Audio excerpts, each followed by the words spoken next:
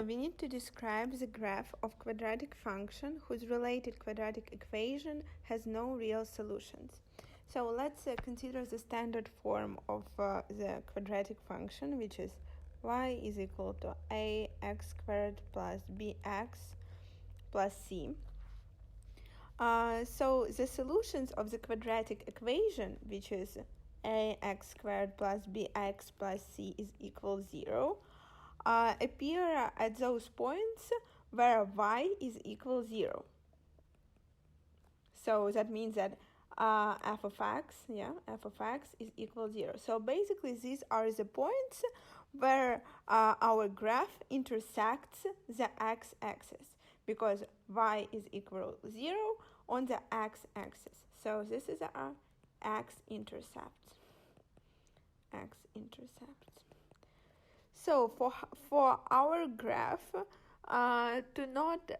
for our equation to not have real solutions, our graph shouldn't have x-intercepts. So when can that happen?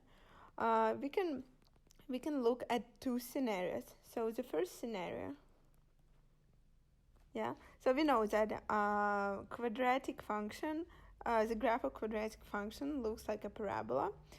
So the first scenario when our graph doesn't intercept x-axis is when our parabola opens up and its vertex is above x-axis. So when our parabola looks like, for example, like this. So its vertex is above x-axis, right here, and it opens up. Another scenario when this is possible is when our parabola opens down, but its vertex is under x-axis. So this is y, x, 0. So when our parabola looks, for example, like this. So its vertex is right here. It's under x-axis. So the graph of a parabola doesn't intersect x-axis. So there is an infinity of quadratic functions in which there are no real solutions.